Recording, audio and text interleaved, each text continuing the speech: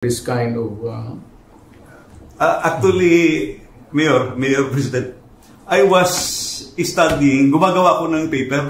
Yung part 1, binigay ko na kay Atty. Vic. Marami na akong binigyan. Yung mga kaibigan ko na mga advocates doon, health advocates, pinadagyan sa part 1. While I was making part 2, in fact, I have a meeting last week dapat kay Atty. Bago lang yun, a few days ago, kay Atty. Vic sa kay Peter Lavinia. Nung yun, ibas ko.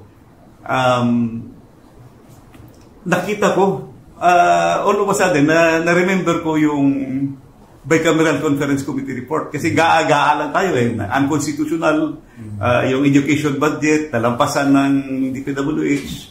When I reviewed the PhilHealth budget, sabi ko, tingnan ko kayo yung Bicam report. Tingnan ko yung Bicam report because I want to know kung ano ba yung ginawa nila. Nashock ako.